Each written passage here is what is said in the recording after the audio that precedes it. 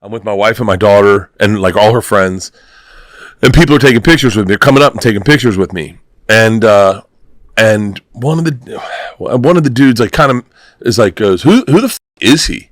And I heard him, so I said I'm a comedian, and then he goes to my wife. He does this. He goes, whoa, like it must be making his head big, and then I just vomited my ego onto his shoes. Yeah, what'd you do? And he was like, he didn't even notice. He was like, cool. So when do you do the improv next? Wow. My daughter Isla is like, what are you doing? What are you doing? A person that does not give a fuck about. What are you doing, Bert? What are you doing? What are you doing? I don't know. Bert Kreischer has made a career out of being famous for being friends with Joe Rogan, but sometimes when he's not on stage in front of all of his seemingly loyal fans, he has to deal with the reality that not everybody knows who he is, and even worse, when he does explain who he is, they simply don't give a flying fuck. This was the situation that Bert recently found himself in on a night out with his daughter and her friends, and instead of keeping this embarrassing interaction to himself, he thought he'd share it on Bad Friends with Bobby Lee. And a lot of the podcast was dedicated to their egos as comedians and how now that they're famous and selling out shows, they find it difficult to restrain themselves from lighting up people who refuse to acknowledge them or give them opportunities before they became well known from podcasting. So I'm going to take you through all the cringiest bits from this episode, and the thing that always smacks me in the face like a ton of bricks is how guys like Bert openly discuss how toxic they are. I mean, Bert not only explains what happens in these situations, but he also explains his thought process in detail, not realizing that it clearly paints him as a narcissistic psycho who needs professional help. The way he simply can't deal with rejection and insists on engaging with randoms who have no idea who he is really takes the comedy ego brain to new heights. But just before we get into that, if you're interested in my longer form uncensored content, check out the link in the description to my Patreon, where you'll find a bunch of exclusive videos covering Kill Tony, comedy special reviews, and updates on various lawsuits involving podcasters that most people don't know about. Basically, anything I can't post here on YouTube due to legal reasons goes on Patreon, where it's safe from all the corporate bullies that I cover. So if you're interested in all of that, check out the link in the description below and support the channel over on Patreon. Anyway, so Bobby Lee started the ego discussion by bringing up how much he hates that his instinct leads him to act in a certain way in situations where he's confronted with someone from his past that rejected him or simply ignored him. For those of you who know Bobby, this is pretty standard stuff for him. He'll create an awkward situation himself and then complain about how awkward it is. Let me ask you another thing that I'm going through right now. Okay. And it's something I hate about myself. And I can't talk to Andrew about it because he doesn't really want to listen to me. Okay. I was in Winnipeg with your friend Tom. Yeah. We're doing a show. Backstage, I don't know if we talked about this, but have we talked about this? There's a guy backstage. He's a club owner in Winnipeg. I know the club. You do? Yeah. Yeah. Nice guy. Seems like a very nice guy. But that's the club that Tom bombed in horribly, correct? I don't know. Yeah, keep going. So anyway, Tom goes, hey, this is a guy, he's owned the club for years. Yeah. And immediately I go, how come you never booked me? Why would you say that? What? That's the thing. Yeah, you can't say that. Why? Because it doesn't matter. It does matter. But why? I'll tell you why. Okay, keep going. There's all these clubs in America that I remember calling my agent, because even before podcasting, I did pretty good numbers, right? So I go, good numbers. What? You've always done good. Yeah. I mean, I'm doing way better now, but and they would go, they just don't want you, right? It would make me mad because it's like, I want to play it. I want to go to that city and play it. And then I look at their lineups, like, I have more credits, whatever. It would just I would build a resentment, right? So then now that I see these club owners now, I'm kind of like weird. Yeah. And I don't want to be like that, but it's like, am I the one that's in the wrong? Yeah, you are. I'll tell you why. Tell me why. Teach me. What happens when you get famous or when you get success in comedy? Yeah. Is all those little thorns in your side that wouldn't work with you and didn't want to with you and didn't want to talk to you and maybe sometimes didn't even know you existed. You when you first get famous in comedy, or not famous but get some success, there's an impulse. I've seen so many people do it to light those people up and let them know now you couldn't get me or something like that. Right. And when it's ugly. All right, can we just take a moment to appreciate how fucking incredible it is that Bert Kreischer is giving another comedian advice about keeping their ego in check? We're talking about a guy who just last week was bragging about lighting up a security guard at an arena he was performing at because he asked for Bert's ID. And the worst part is Bobby's talking about this because it's something that he hates about himself and wants to change. When Bert was telling all these so-called embarrassing stories with Tom recently, he concluded that he can't wait to light somebody up in a Costco after this. I can't wait to light someone up at Costco, and I will. Hold on. This is called priming someone. I think this is actually, you're going to go in there. Yeah. I can't. I walked up. We got close to it the other day. Okay, so let's just keep that little gem of irony in our back pocket and get back to comedians coping with rejection. I'll give you a perfect example of someone I love to death that I wanted to say that to. I wanted to work Comedy Works so bad. Denver so badly. I wanted to, I can name 100 of these clubs because I didn't have your career. I had like a bullshit career. Like I had one where like I worked on Travel Channel. No one ever thought I'd ever make money. No one ever thought I was ever going to become successful or get a special on Netflix. So like there were a bunch of clubs that just, the cool clubs would never work me. That's interesting. And so I wanted to work Comedy Works so bad, but I always worked at Denver Improv, which is predominantly a black room. One of the worst rooms. And it's one of the worst rooms in the world. I know. I languished in the Denver Improv doing, I never selling a ticket, and I wanted to work Comedy Works so bad. And then I met Wendy, and there was a part of me that wanted to say, why didn't you ever work me? And then Wendy just was like, you're hilarious. Where have you been? And I was like, oh my God, I thought I didn't say anything. Yeah. And then anytime I ever stop by Denver, it was all in your head. Dude, I remember. It's not in your head. He didn't book you. No, how about this? Okay. I'll give you a better one. The Kingmakers at Comedy Central, they gave you half hours. Yep. They gave you hours. Yeah. And I remember sending like audition tapes to them, and I didn't get a reply, no feedback, nothing. And then I was like, man, I got so in my head that I was like, thank God I never ran into them drunk and said something, because I would have said my emotions and I would have said all my feelings. And then one day I get a phone call from both of them, and they're like, you're f***ing so goddamn funny. Where have you been this whole time? And then I was like, thank God I never said anything. I understand. But it's a natural instinct. I watched a guy light up a f***ing club owner who all he said was, hey, congrats on all the success. And he's like, yeah, I bet you wish you would fucking book me now. And then I was like, why are you doing this? He just said congratulations. I would never do that. Yeah, but here's the deal. He's at an arena and he's watching you perform Murder with Tom Segura. Yeah.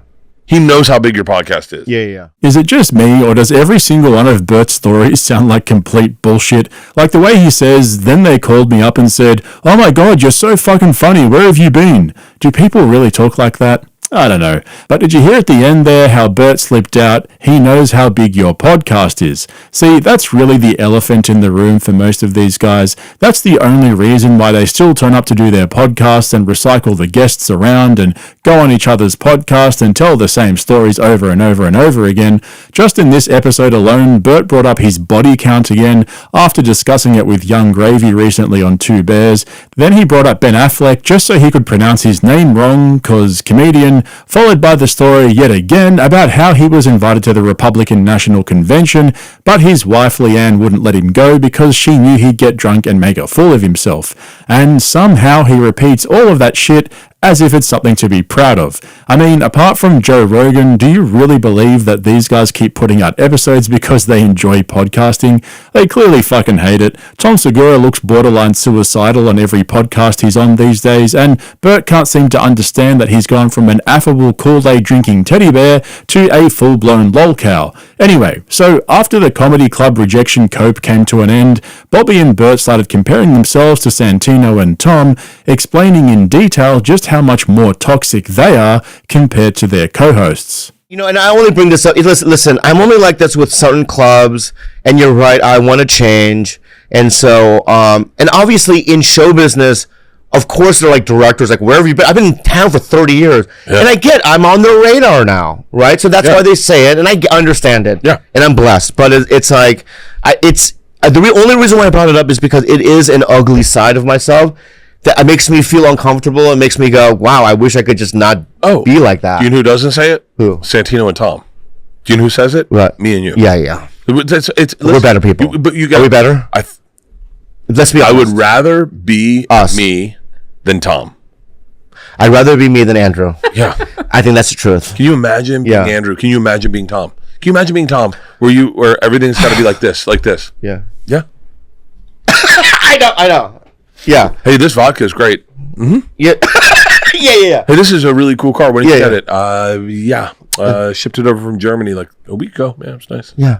He's just dead inside. He's better at communicating with people in terms of like family. Wow. Are you talking about Tom or Andrew? Andrew. Oh my God. He loves being around family and friends. Yeah. That's Tom. That's Tom. He's better at communicating with people. Like, I'm not good at communicating with people.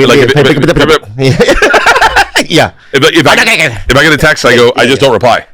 I don't reply. That's actually the one close blowout fight Tom and I ever had. Yeah. Was so simple to solve. Yeah. But we sat down and he's like, we need to have like a legit conversation. He's like, we run a business together. We're opening another business. Okay. Keep going. Conversation. And he said, you need to reply to my texts. I try to. And it's so funny here, Bert, that you say this. Yeah. I'll show you something right here. So then, but I hate it when the people don't text me back. Oh yeah. And I'm all like, so I'm going to give you one right here. I stopped texting people because I don't want to wait for their text back. So Okay, what the fuck is this? It's like we're watching two 16-year-old Valley girls cosplaying as middle-aged overweight comedians. It reminds me of Jack Black's character from Jumanji. okay, so there's two things going on here. If you're super busy, I get it. My fear is they don't text me back because I'm not cool enough. And I think that there are people that are like that. Is that what you do to us, for example? I text you back. I would never text you guys. Okay. No. Like I would like I have a list. If you look at my list for my employees, and I'm not saying you guys are employees, but if you look at all the texts they sent me, I would never reply to them. I'm not going to spend my time replying to them. Right. You can talk to me when I see you. Mm-hmm. Yeah. I don't reply to emails. I don't look at emails. What's the matter? It's not normal for us to be disconnected. Your employees? Yeah, it's not normal for anyone to get access to me 100% of the fucking wild. I'm so glad you're here. Yeah, let's lay it down on the line, dude. We should not be able to get in touch with each other all the time. I can't tell you, hey man, I'm going through some with my daughter, we're getting ready to go to college, and then post a picture of me eating edibles at the beach. Then you watch it and then go, hey man, you're at the beach. What the fuck? Why'd you lie to me and say you're at your house packing up your daughter? Yeah. And then I go, you're not supposed to be able to call me on my that easy. Yeah, you're not. I got caught. Oh yeah, you did. I got caught in a lie. I told someone, I was like, I'm packing up with my daughter. I can't do that today. And I was at the beach eating edibles, and I just didn't want to do it. Right. And I was like, I should be able to lie to you, like old school, like in the 40s. In the 40s, yeah. And no one calls me on it. It was easier in the 40s. It's not like I lied to you and I killed somebody. Yeah. I just don't want to be around you. Imagine I'm trying to be nice. Fuck me dead. Imagine Bert had to get a real job with real responsibilities and couldn't just decide to ignore everybody and go to the beach and get high. He'd be broke and living on the streets within a week. It's like he made a list of famous douchebag behaviors and spends every day ticking each box off. And one of the things on that list is to pretend how you used to be poor. That's one of Bert's most brilliant delusions because it seems like he's almost convinced himself that it's actually true. Remember that quote from George Costanza? It's not a lie if you believe it.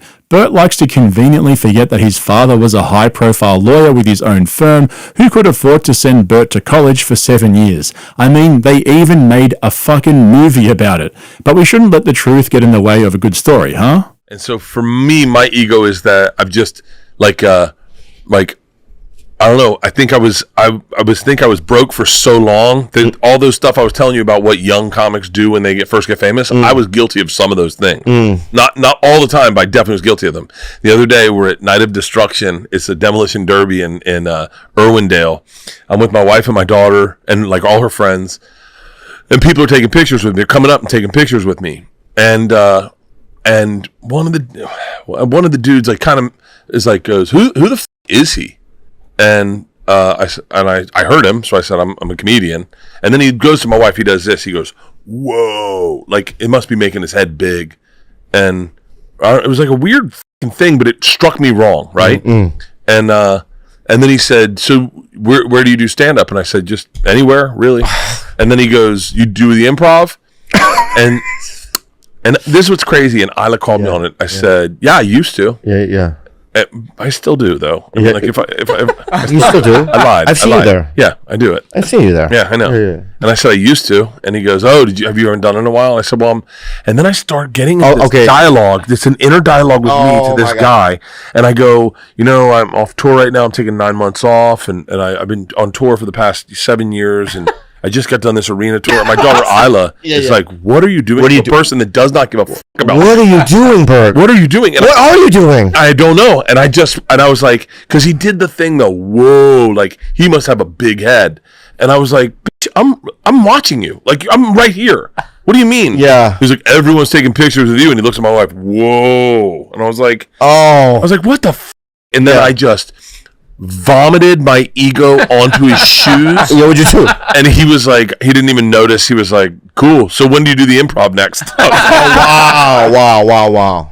I fucking hate myself. I know, but you know what? I get it.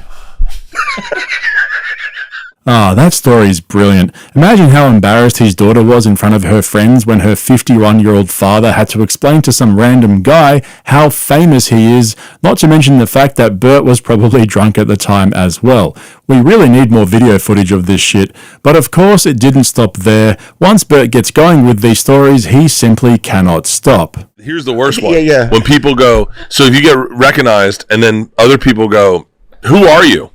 And, and I'm like, I'm nobody. I'm a comedian. Yeah. Like, but why are people taking pictures with you? Yeah. And then I cut to the fucking chase. Yeah. And I go, I'm famous. And they're like, I don't know you. And I'm like, I know that. That's why we're having this conversation. I had a girl at a Grateful Dead concert come up to me. Yeah. And go, hey, what's up?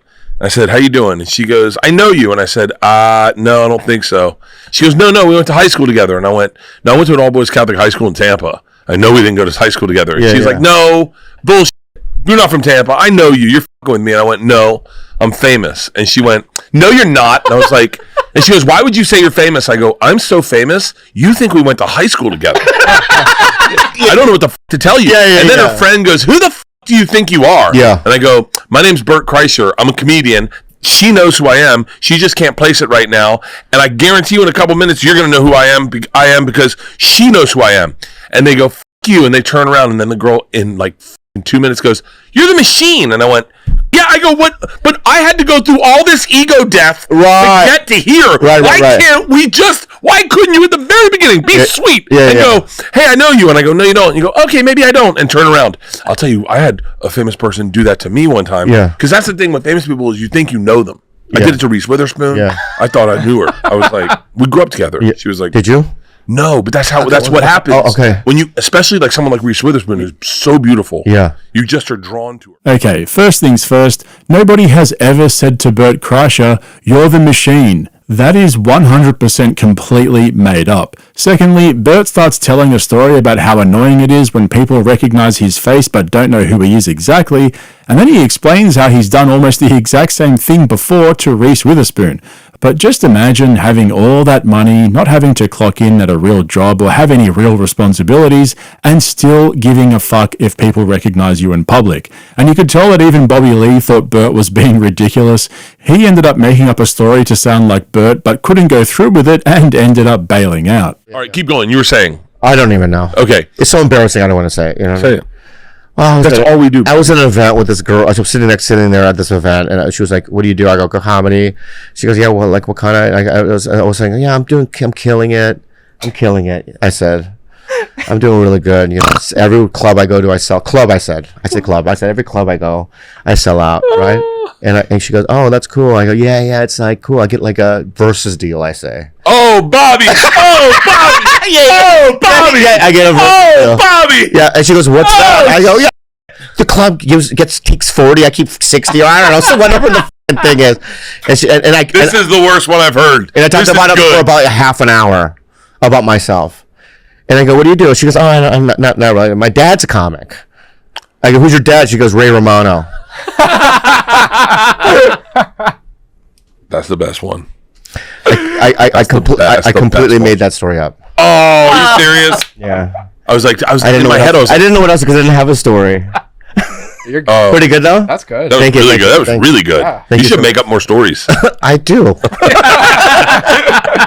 That's a pretty good makeup story, right? That's a really good one. Yeah. Bert not realizing that he could just completely make up stories instead of recycling the same boring shit over and over again absolutely made my day. And it's actually really interesting to compare Bobby and Bert together. Bert's put out 5 comedy specials and starred in his own movie, which bombed, whereas Bobby's never put out a comedy special in his life, but he's been in a bunch of movies in supporting roles. Apparently, he's working on his first special, which is pretty crazy when you think about it. When he was on JRE earlier this year, he explained that the reason he hasn't put one out yet was because he didn't want to have to write new material. Bro's been touring the same set for 25 years. Meanwhile, Bert keeps putting out specials but recycles the same bullshit machine story at every show. I personally can't wait for Bobby's first specials to come out. I think it'll be interesting to watch a comedy veteran put out his first special in his mid-50s. So hopefully it's in the works already. Anyway, don't forget to check out the link in the description to my Patreon if you're interested in my longer form uncensored content. When Bobby's special finally comes out, I'll definitely review it over there. And there's plenty of stuff on there right now covering Joe Rogan, Kill Tony, various lawsuits, as well as other bits and pieces. It's a great way to support the channel if you enjoy my content, so check out that link. Also, if you're not a regular here on YouTube, hit the subscribe button and make sure to give me a thumbs up if you ended up enjoying this video. Thanks for watching. I'll catch you in the next one. What would you want? Here's what I know what both of us wish we could do more like our friends. Although you wanted to switch it up. Like, what would you take from them? It wouldn't be Tom's body. I have such a better body than him. It's way better. Ridiculous. Way I mean, it's not even close. Bigger dick, athletic. for sure. No, exact same dick. They're the exact same. No, that's not true. I'll tell you why. I've seen it. We've seen both each other's dicks together. We were almost docking each other. Oh, really? Okay. I've seen yours though. Yeah. Bueno. Yeah, very good. There's one cave featuring one of the best roasters in the world, Tony Hinchcliffe, and it looks like YMH Studios are continuing the trend of posting episodes of Two Bears within a week of recording instead of 3 months later, even though everyone's over the roast of Tom Brady by now. But not only that, YMH Studios are also continuing to improve the podcast after their fake apology a few weeks ago, where they announced they were going to make a few changes. Even the titles are different now. For example, Tony Hinchcliffe roasts the Bears, so they're obviously trying to make their videos more clickable to improve their view count. And we also saw a couple of weeks ago when they had Jimmy Carr on straight after the Tom Brady roast, just how much better the podcast was when the guest roasts Bert throughout the episode. So it's good to see they've finally accepted reality and moved into the final phase of their show by leaning into what everyone's been saying this whole time, which, I'm not going to lie, does make it a lot more watchable. Unfortunately, their newfound awareness started to wear off throughout the episode as they start a massive difference between Tony and Tom and Bert. Tony goes way harder in the paint compared to those guys. Back in 2021, he did a set straight after an Asian guy and he opened with a racial slur, which ended up resulting in his agency dropping him. Obviously, he's doing fine now. He has one of the biggest live podcasts in the world in Kill Tony, and they're selling out arenas, which is wild. But even though his first comedy special premiered on Netflix back in 2016, he's mostly just done his own thing. And whatever you think of Tony Hinchcliffe, you've got to admit that he's absolutely killing it right now with Kill Tony. He said this on the podcast that he hasn't missed a Monday recording of the show in 11 years, so it just goes to show how hard he's worked to make it so big, along with truckloads of free publicity from his buddy Joe Rogan. But that's not to take away from his success. I personally appreciate anyone who's been able to carve out their own little thing for themselves, and Kill Tony's an awesome example of that. Even though I'm not a huge fan of the show myself, I can still respect what he's done for all the comedians who came up through the show and built their careers for themselves as stand-up comics. As for Bert, he's the complete opposite. His life goals are for people to cry at his funeral and wish he was still around at parties with champagne. So he basically says yes to everything he gets offered, even without knowing how. Bert's a massive grub. That's fucking gross, dude. He put a fresh Zin in his mouth, took the old one out, pretended to place it on top of the box, and then picked it up and stuck it to the bottom of the table. He's openly admitted to doing this multiple times. It's not the first time we've seen him do it, but it's still gross every time I see it. The guy's a full-blown man grandchild. He said before that he leaves them around the house as well for his wife Leanne to find. I mean, seriously, what are we doing here, B? And Bert still doesn't understand that Tom keeps throwing him under the bus. He thinks it's funny how Tom never wanted to do the roast, so he takes any opportunity to tell the story about how he accepted the job before he discussed it with Tom, and Tom likes it when Bert tells this story because it makes it seem like it wasn't Tom's fault because he never wanted to do it. Tom and Bert are coping hard. Every week they pull out a new excuse. And the funniest thing is, the fact that whether or not they bombed is a question that so many people are asking, and they've been talking about it on every episode since the roast, means that they bombed. No one's questioning Nikki Glazer or Tony Hinchcliffe. That's because they absolutely killed the roast. And imagine making the excuse that because Nikki and Tony were so good, it made it seem like they bombed, but actually they did really well. Yeah, Bert, that's what bombing is. It's when the other acts on stage are so much better than yours and you end up looking ridiculous. But the excuses kept coming hard and fast, and Tony eventually had to jump in and know how out of touch these guys are. When you're surrounded by a bunch of fart sniffers, you're never going to get honest feedback. Of course, Tom Brady and Netflix are going to tell you that they liked it, and all your comedy buddies are going to get behind you and tell you what you want to hear. That's what being part of the Rogan circle jerk is all about. But for Bert to say over and over again that he doesn't care what people think on the internet, and for Tom to have to call him and explain that everyone outside of their inner circle thought they ate shit, is one of The great writers that are attached to that. Maybe it's a good thing that Bert's finally realizing that he's basically a circus act that people pay to see, and so he went on to tell the story about how his appearance on Kill Tony earlier this year helped him to realize that he can still be funny, even though he feels so disconnected from only once in a while that he hears these things. And this is when the fart sniffing started to get potent. Bert tried to disguise a humble brag about being a self-aware comic who's been through the trenches behind a question to Tony about how he mentors the comics that blow up through Kill Tony. Yeah. Ah, Bert, he's turning into Brandon Schaub with the sayings, "The fish stinks at the head, isn't it, bro?" It's the fish rots from the head, and the irony of trying to use that saying to describe how Joe Rogan has led the way for them and helped guide them through fame and fortune when the saying means the exact opposite. It's nothing short of brilliant. I've shown you guys so many clips of Rogan giving his buddies the worst advice, from not reading the comment section because it's all just mentally ill 7-Eleven workers, to not editing your podcast and leaving everything in there, to just going with your gut instead of listening to the feedback from the people around you. Rogan doesn't seem to understand that he is an anomaly. The things that have worked for him won't work for everyone else, and that's actually a credit to how unique he is and how he's been able to carve out his own path and find his own loyal audience.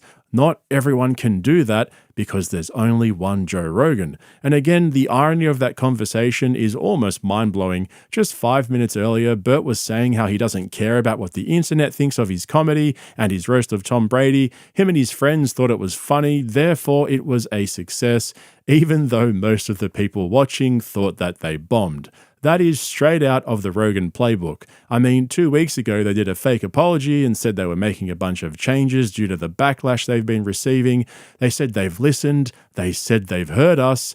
These guys are all over the place. But as for Tony Hinchcliffe, I can't make a video about him without including one of the all-time greatest clips in podcast history. Honestly, this is in my top 3 podcast clips of all time. It's an absolute gift from the comedy gods. If you haven't seen it, thank me later. For everyone else, enjoy the trip down memory lane. You mean the Arlington where Gringo Poppy was filmed?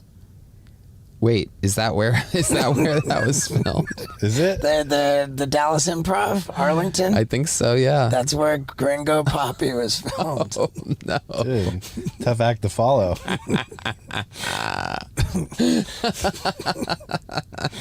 Pressure's on. Oh, man. How do you know that? How do you know that was filmed there? I was fascinated by the entire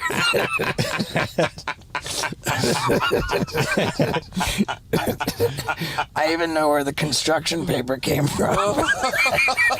Oh my god. I even know who cut it out.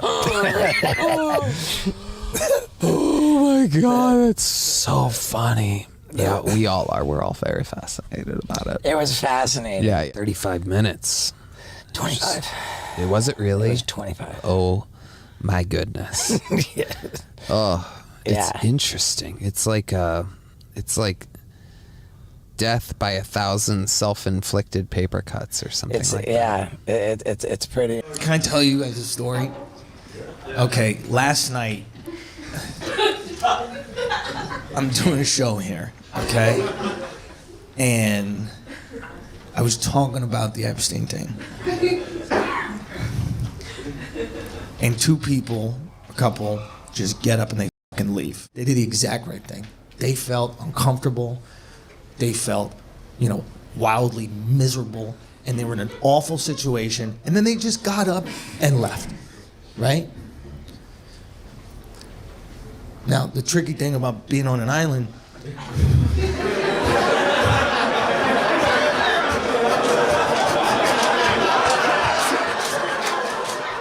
Alright guys, I'm back with the top 10 worst comedians of all time. I put this together after a bunch of you asked me to do this when I dropped my top 10 favourite comedians of all time, so think of this as a sort of companion to the best comedians in the world, except these are the worst.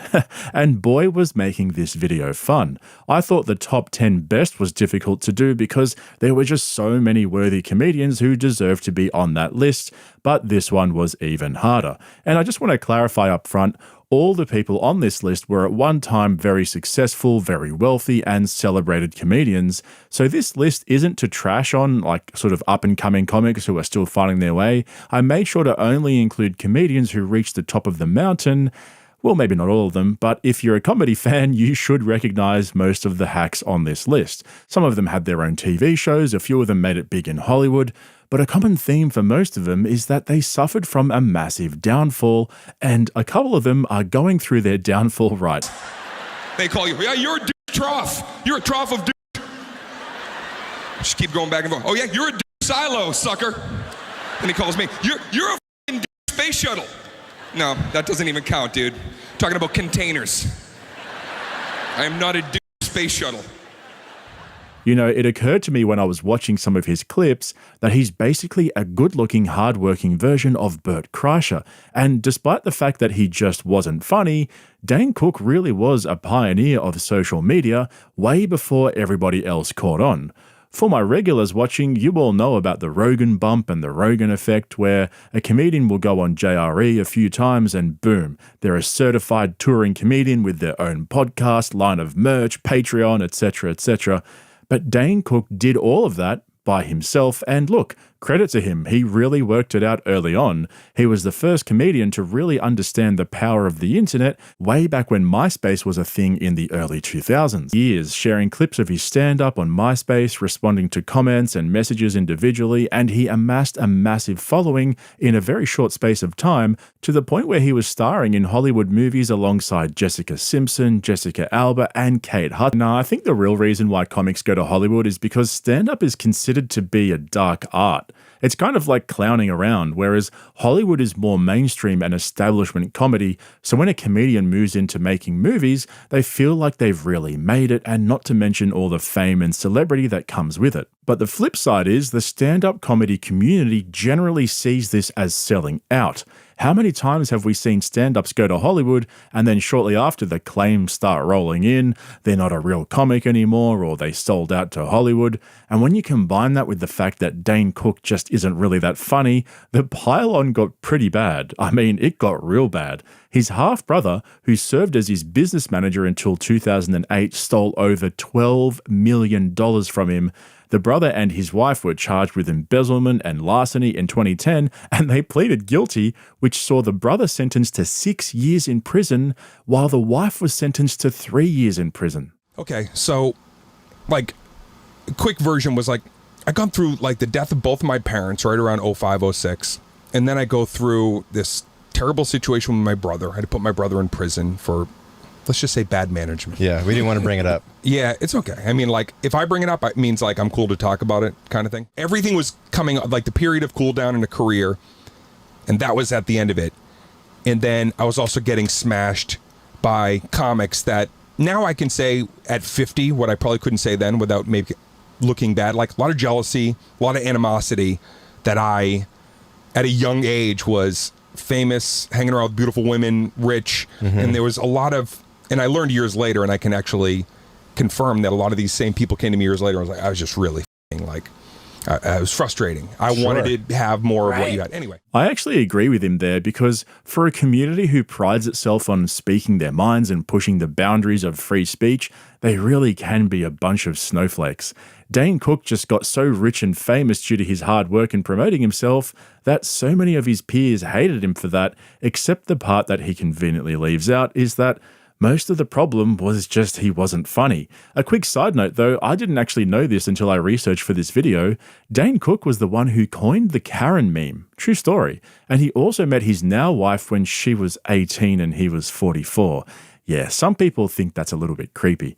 But with his rise to fame came accusations of joke stealing, firstly from Joe Rogan, which is a joke within itself, but then also from Louis C.K. And do you know who else has a reputation for stealing jokes? The 9th worst comedian on this list, Carlos Mencia.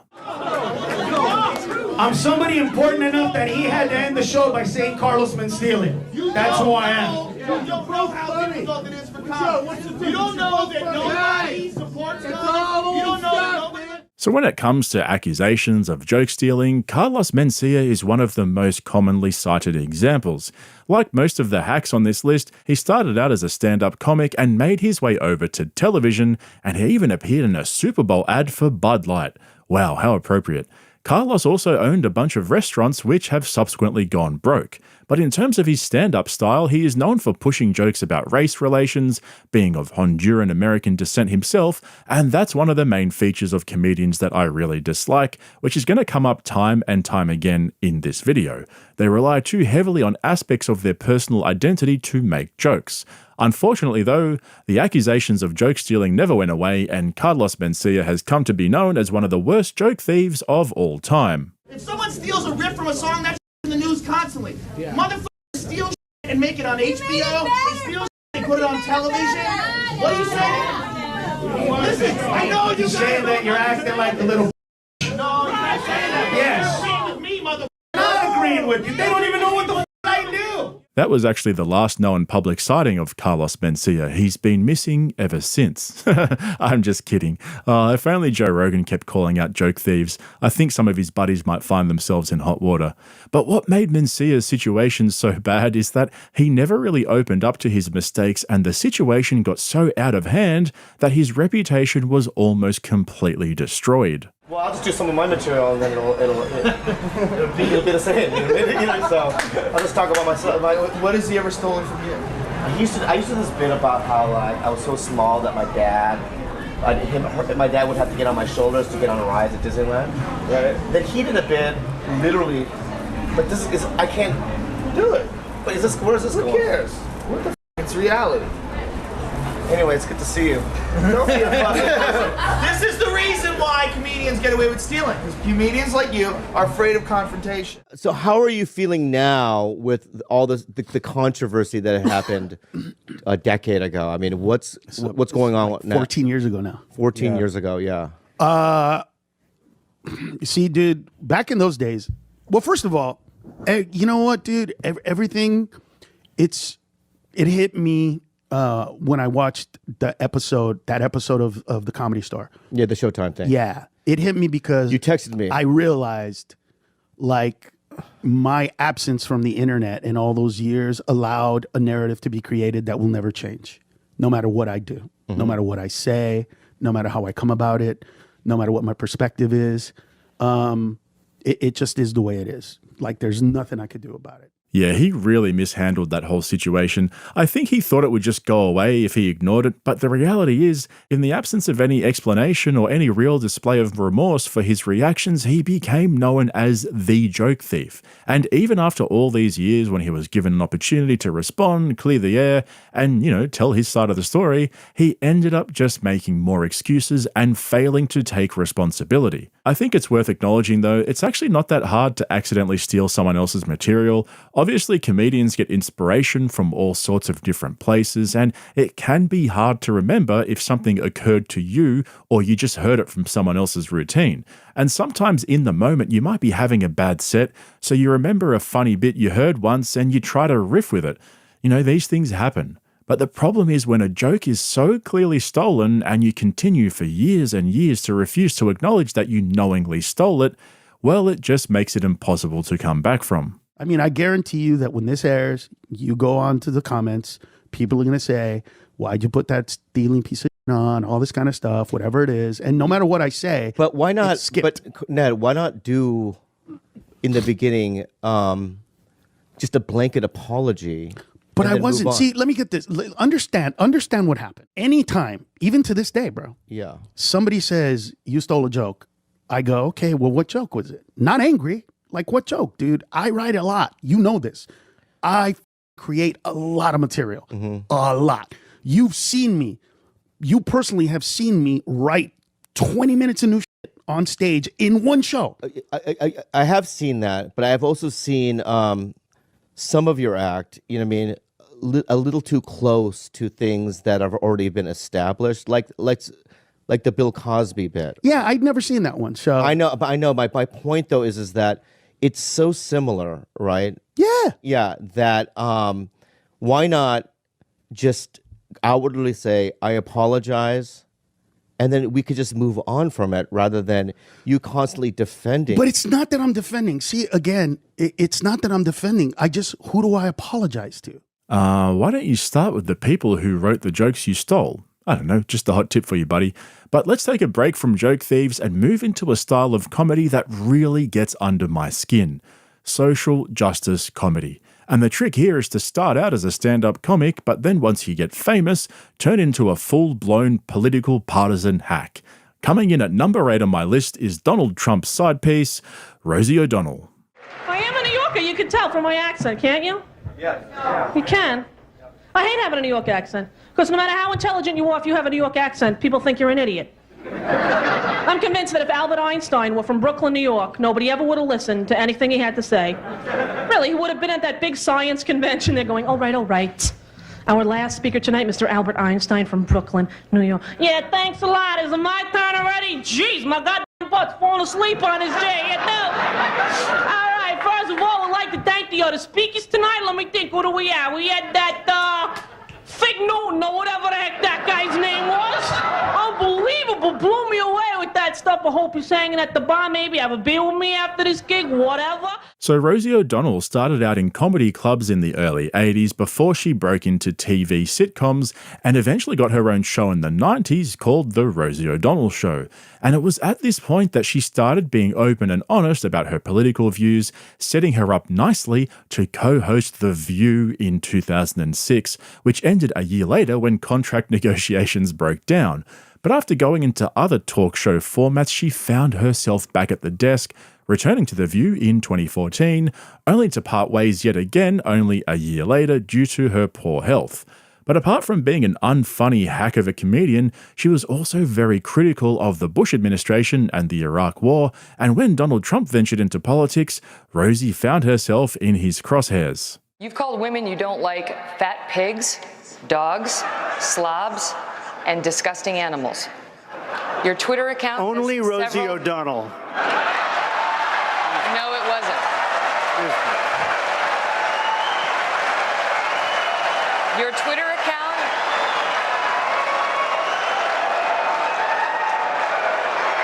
Thank you.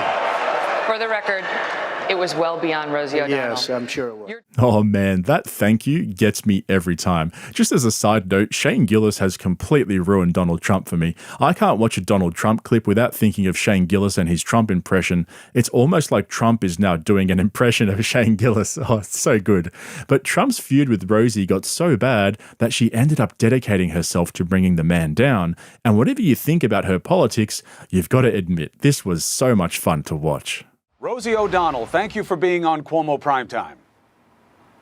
Thanks for having me, Chris. So you're down there in the nation's capital. It's being billed as a party with a purpose. What is the purpose? The purpose is to remind people of the truth that lives inside them, so when they're so confused and lied to by our president and this administration, they're able to find that thing about America that they love and that's true and that's real, and remember that feeling and hold on to that feeling as we go through these next very tumultuous weeks. Is it just good vibes that you're spreading there, or do you have a message of what you want to happen with this president? Well, I think most of America wants him to be out, although you can't tell that from reading some of the, watching Fox News or whatnot, which is just like state-run TV in Russia at this point. We have to fight with everything we got, because if somehow they're able to rig the elections again, as I believe they did in 2016, then we're going to all be in trouble as democracy dies right here on our watch. It's always so strange to see comedians turn into full-blown political activists, and as you can probably tell, I really don't like it. For me, it's the same as those comics who get famous by constantly talking about their race or their gender or their periods. It's such cheap rage-baiting material that lacks any real comedic talent, and you're going to see quite a bit of this as we continue through this list. And who better to lead us forward than a great friend of Rosie O'Donnell, Hollywood's most famous sociopathic comedian, Ellen DeGeneres. You have a new CD out, comedy CD, Taste This, Ellen DeGeneres. We have a little snippet. Okay. I ask people why they have deer heads on their walls. They say because it's such a beautiful animal. There you go. I think my mother's attractive, but I have photographs of her. See that? Have you ever heard your comedy on Digicard? That's funny. Would you like to hear another one? I have a cat that is in heat right now. You ever had a cat in heat? They just change on you. She was my kitten, my adorable little pet that now is a... See that? Yeah. Little, we do that for the musical guests, now we do it for you. I appreciate that. So before Ellen became Hollywood's resident horrible